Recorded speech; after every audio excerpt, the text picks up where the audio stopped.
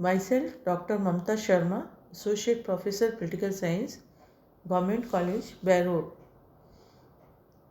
विद्यार्थियों, हम BA part third के सेकंड पेपर इंटरनेशनल रिलेशंस के इस वीडियो में आप सभी का हार्दिक अभिनंदन है, स्वागत है।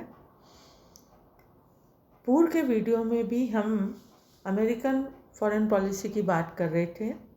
उसी कंटिन्यूटी में आज हम राष्ट्रपति जॉनसन और उनकी अमेरिकी विदेश नीति के बारे में देखेंगे। ये टाइम पीरियड 1964 से 68 तक का है।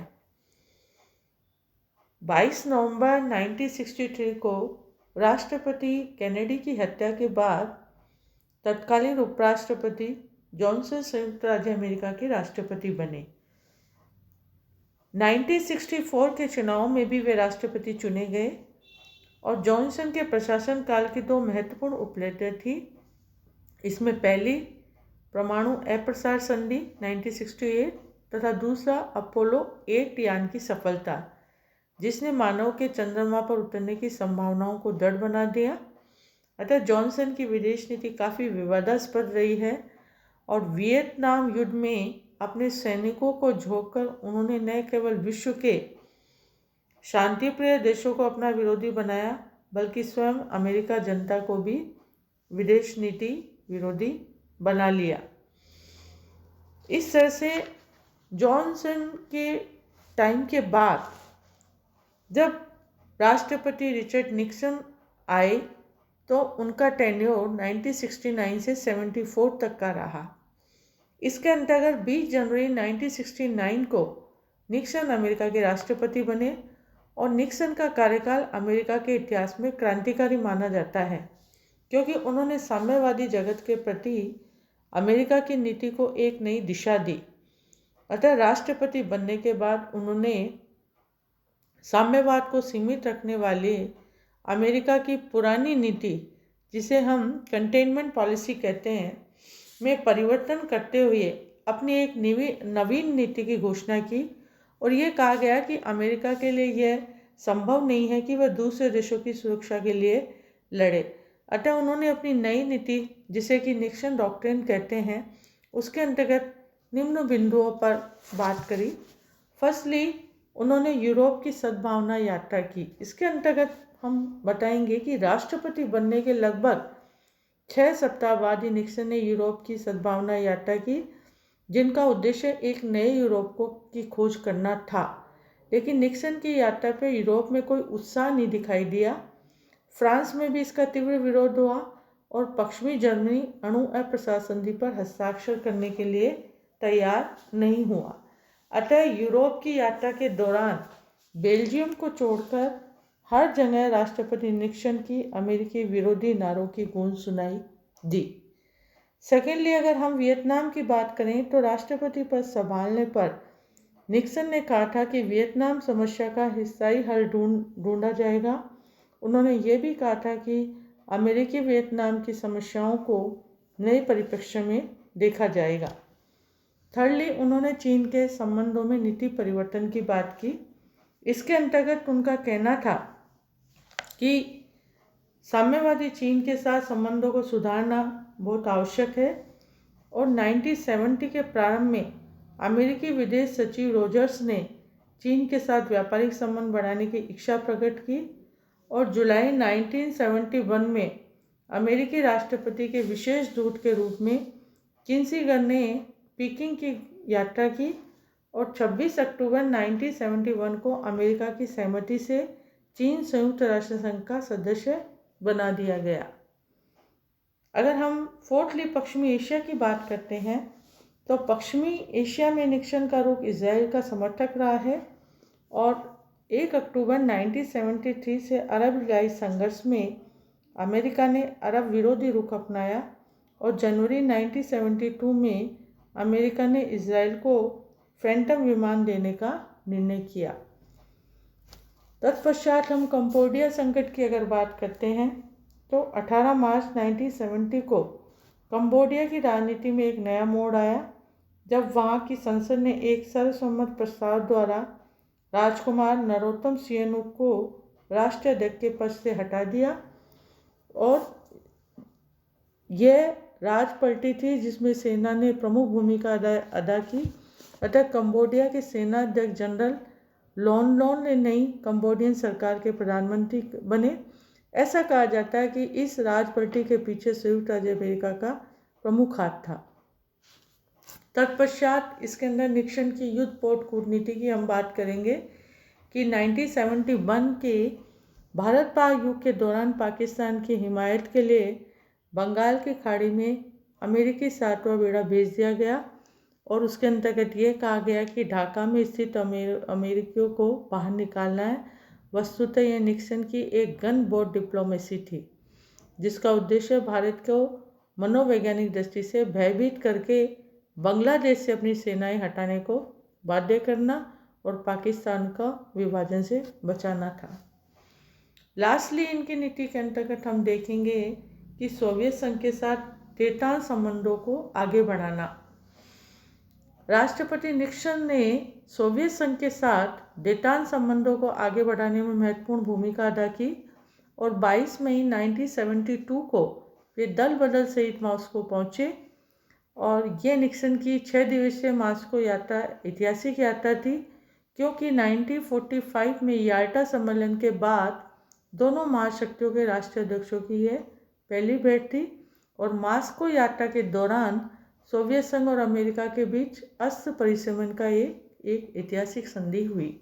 इस तरह से हम देखते हैं कि रिचर्ड निक्सन के कार्यकाल में फॉरेन पॉलिसी का रूप इस तरह से रहा।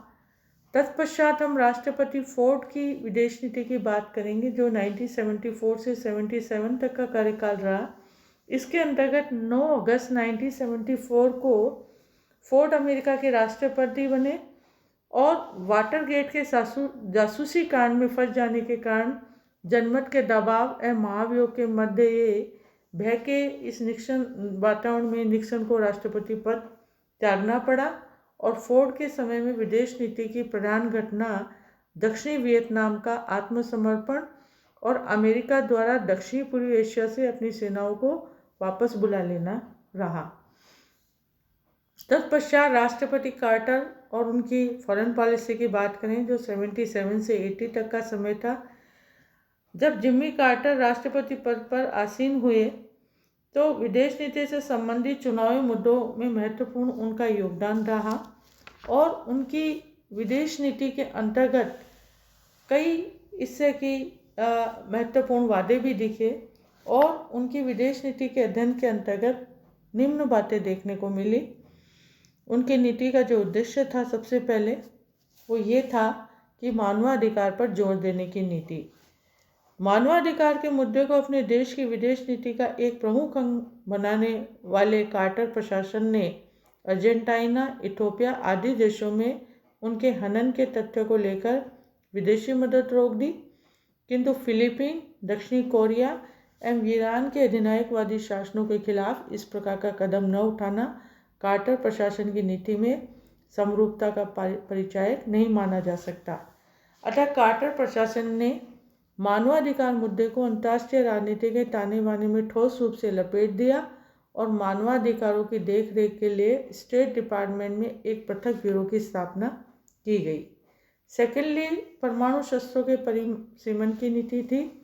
अतः इस प्रशासन का दूसरा मुद्दा घातक परमाणु अस्त्रों में कटौती करना तथा जानलेवा अस्त्रों की बिक्री में भारी कमी करने से संबंधित था।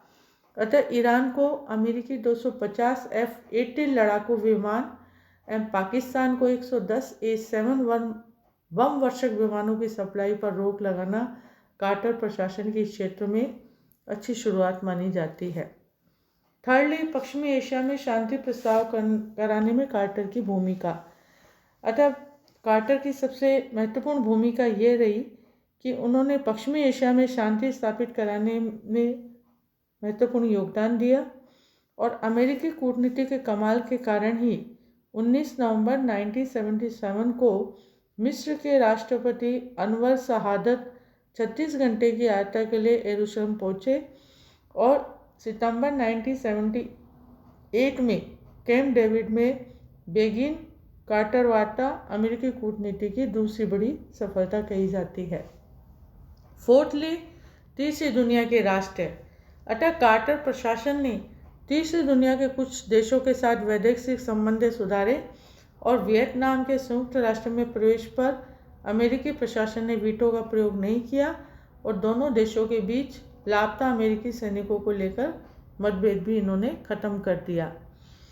इसी के अंदर हम अफ्रीका की अगर बात करें तो कार्टर प्रशासन ने अफ्रीका के काले लोगों से अमेरिकी हमदर्दी दिखाई और कार्टर ने निग्रो नेता एंड्रू यंग को संयुक्त राष्ट्र संघ में अमेरिकी राजदूत बनाया और रोडेशिया से क्रोम उत्पादों के आयात पर पाबंदी लगा दी तथा दक्षिणी अफ्रीका को दिए जाने वाले अमेरिकी शस्त्रों पर भी उनके द्वारा रोक लगा दी गई। इसी तरह अगर हम चाइना की बात करें तो अमेरिकी विदेश मंत्री साइरस बेस ने 22 से 27 अगस्त 1977 तक चीन की यात्रा की, परंतु ताइवान संबंधी मतभेदों के कारण दोनों में मतैक्य नहीं हो सका। इसी तरह अगर हम ईरान में अमेरिकी बंधक तथा अफगानिस्तान में सोवियत हस्तक्षेप की बात करें उसकी नीति के अंतर्गत, तो कार्टर की विदेश नीति 2 क्षेत्रों में बुरी तरह विफल रही। फर्स्टली, 4 नवंबर 1979 को ईरान की राजधानी तेहरान में छात्रों ने अमेरिकी दूतावास के कर्मचारियों को बंदी बना लिया। यद्यपि 20 जनवरी 1981 को बंधकों को रिहा भी कर दिया गया, किंतु यह घटना अमेरिका जैसी महाशक्ति के लिए बड़ी परेशानी और असम्मान का कारण बनी। सेकेंडली, 27 दिसंबर 1979 को बड़ी संख्या में सोवियत सेनाओं ने अफगानिस्तान में प्रवेश किया, किंतु अमेरिकी मूक दर्शक बन के रह गया और अमेरिका ने सोवियत संघ को चेतावनी दी। उसने मास्को पर दबाव डालने के लिए अपना गेहूं सोवियत संघ को बेचना बंद कर दिया और मास्को ने ओलंपिक खेलों का बहिष्कार किया, किंतु इन सब के बावजूद सोवियत सेनाएं अफगानिस्तान में डटी रही। तो इस तरह से हम देखते हैं कि आज के इस वीडियो में राष्ट्रपति कार्टर की 77 से लेके 80 तक की जो विदेश नीति के जो एस्पेक्ट्स थे उसको हमने इसके अंतर्गत देखा और किस तरह से अमेरिकी विदेश नीति में समय के साथ साथ परिवर्तन होते गए, उनकी नीतियाँ बदलती गई और उनका जो व्यूज़ था वो अलग अलग नीतियों में अलग अलग तरह से देखने को मिला। आज के वीडियो में हम इतना ही देखेंगे। नेक्स्ट वीडियो में इसके आगे की 1981 से लेके राष्ट्रपति रोनाल्ड रेगन की अमेरिकी विदेश नीति को हम समझेंगे। आज के वीडियो में इतना ही देखेंगे। धन्यवाद।